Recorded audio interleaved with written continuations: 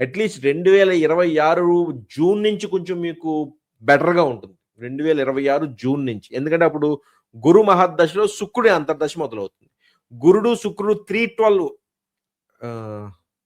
కాదు.